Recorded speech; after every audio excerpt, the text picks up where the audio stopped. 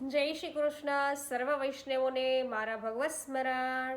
શ્રી ગોવર્ધનનાથ કી જય.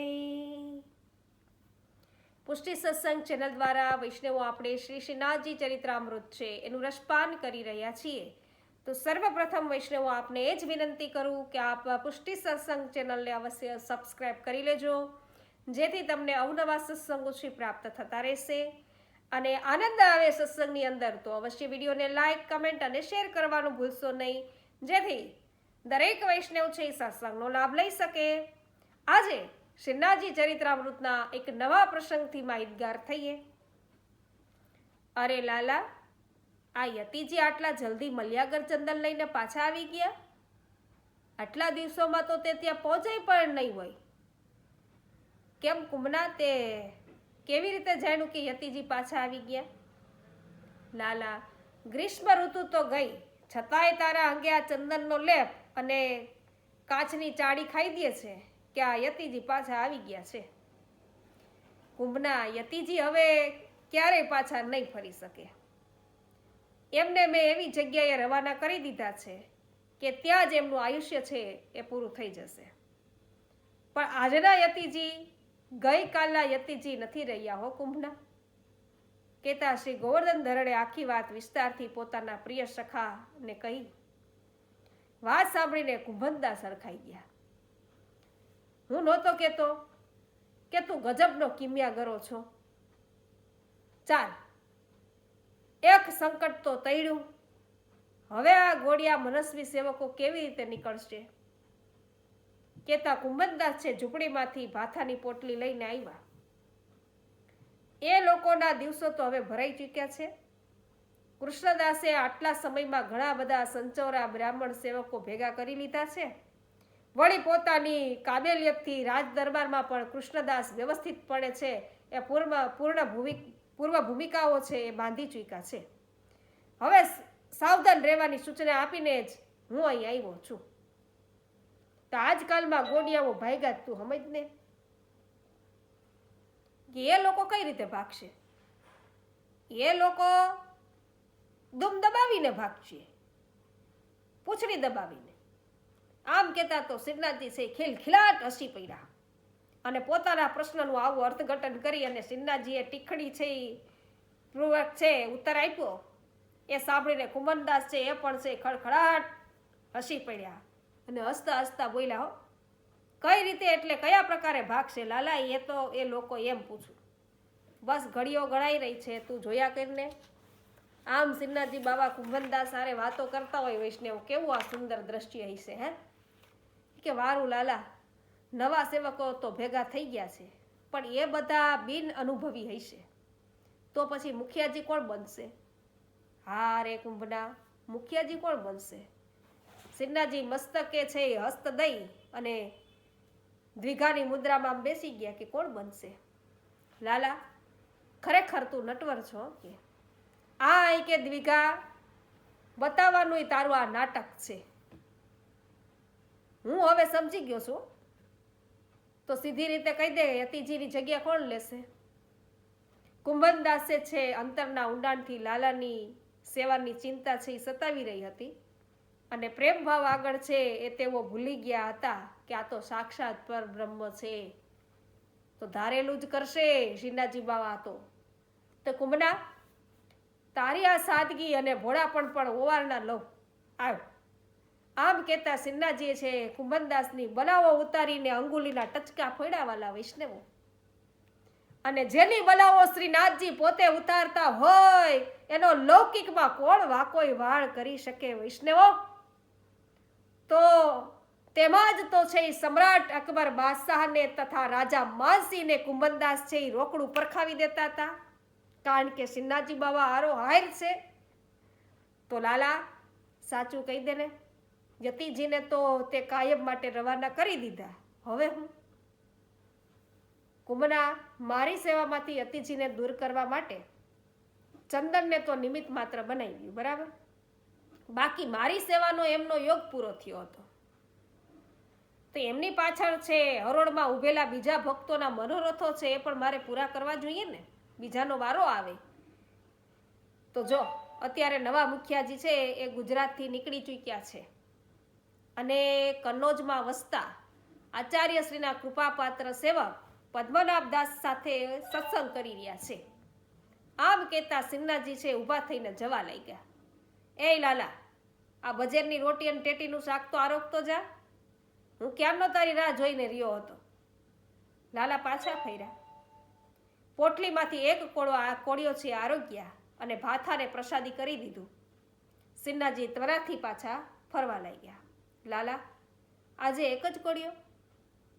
કુબના, નાળિયેરની ગીરી અને કેળાના હજુ સુધી ઓટકાર આવી રહ્યા છે, આઈજે તો. સિન્હાજી હસતા હસતા ખેતરના શેઢે પહોંચી ગયા. આ તરફ કનોજમાં વસતા શ્રી મહાપ્રભુજીના એક સેવક પદ્મનાભ દાસના ઘેરે ગુજરાતથી આવેલા એક વૈષ્ણવ મહિના દિવસથી સત્સંગ કરી રહ્યા હતા અને ભગવદ વાર્તામાં, આચાર્યશ્રીના યશોગાનમાં અને શ્રી ગોવર્ધન ધરણની લીલામાં અને એના સ્મરણમાં છે બંને ભગવદીઓ એવા તો રસતડબોળ થઈ ગયા કે મહિનો ક્યાં પસાર થઈ ગયો એની બેમાંથી કોઈને ખબર ન પડી. તે પદ્મનાભદાસજી, જેવી તમારી વડાઈ સાંભળી હતી ને એવું જ સુખ તમારા સંગમાં પામ્યું.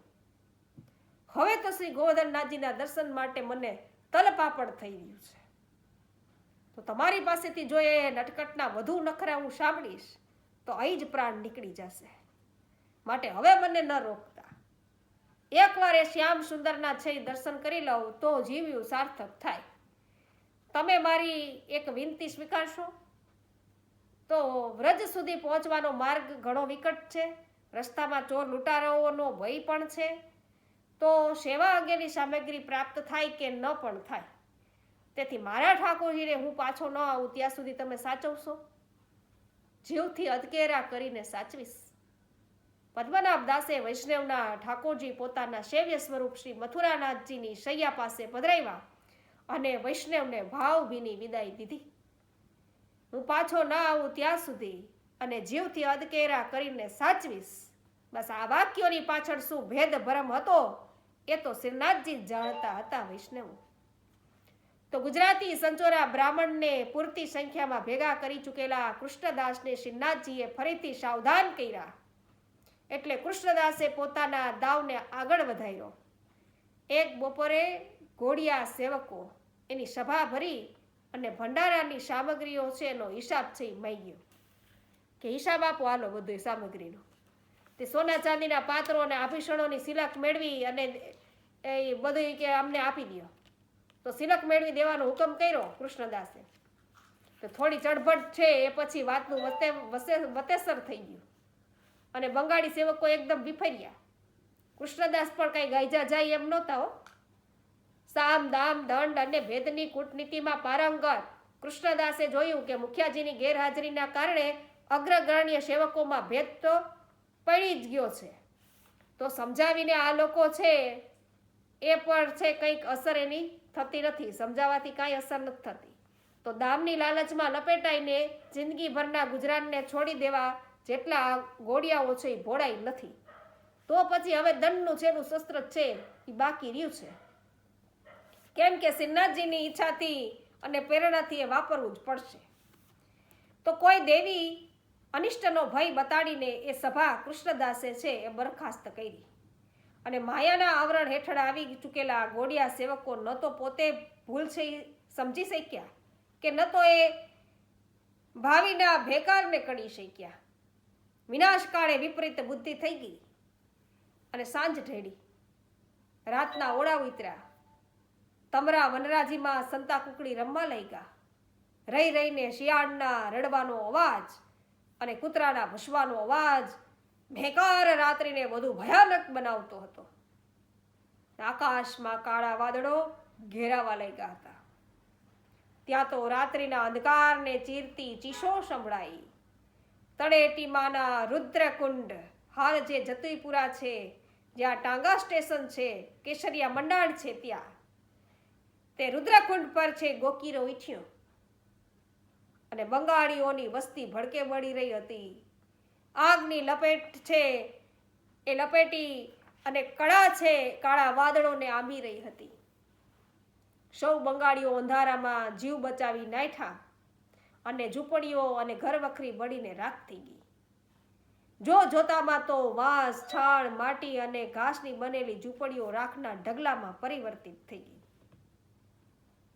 કોઈ કે અમુકના ઘરમાં તેલ બળતો દીવો છે ઉંદરે ઊંધો વાળ્યો, તો કોઈ કે છે કે અમુકના ઘરનો ચૂલો છે રાતના બરાબર ઠર્યો નહોતો અને એમાંથી તણખલો ઉડ્યો.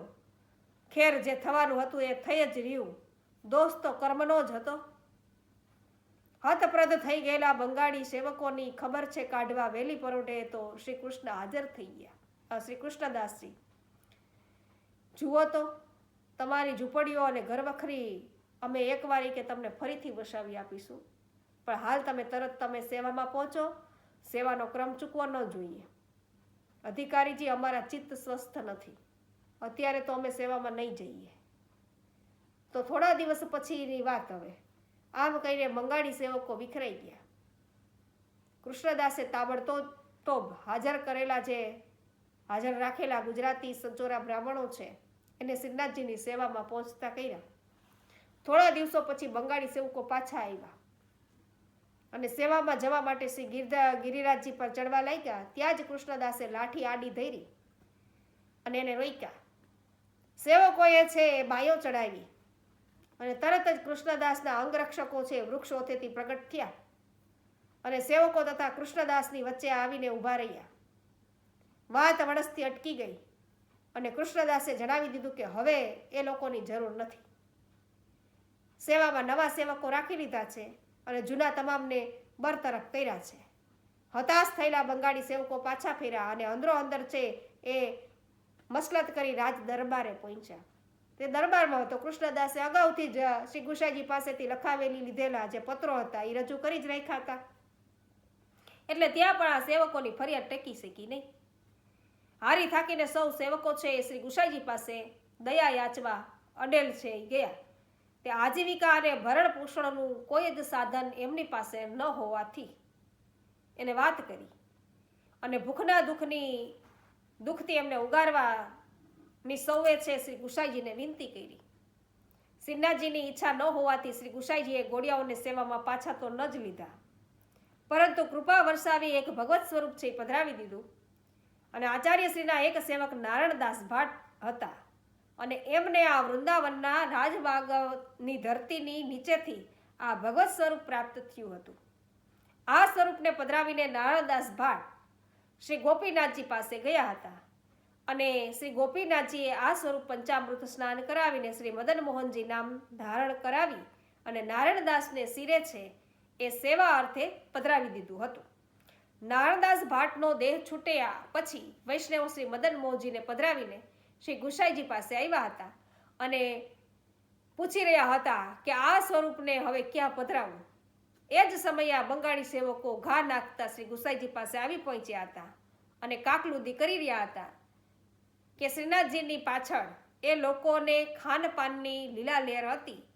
હવે જો બીજું કોઈ છે સ્વરૂપ પધરાવી આપે તો એની પાછળ આવેલી સેવામાંથી જીવનનો નિર્વાહ કરી શકે. તો શ્રી ગુસાઈજીએ આ બંગાળીઓને નારાયણદાસ ભાટના શ્રી મદન મોહનજી સેવા અર્થે પધરાવી દીધા અને વૃંદાવનમાં મંદિર બનાવીને ત્યાં જ વસવાટ કરવાની સલાહ દીધી. પોતાના હિતની વાત સમજી લઈને ગોળિયા સેવકોએ ગોપાલપુર ત્યજી દીધું અને શ્રી મદન મોહનજીનું મંદિર વૃંદાવનમાં બનાવીને ત્યાં જે વસી ગયા. તો વિકટ ધર્મ સંકટનો અંત છે એ આવી ગયો. વાદળો છે એ વિખરાઈ ગયા.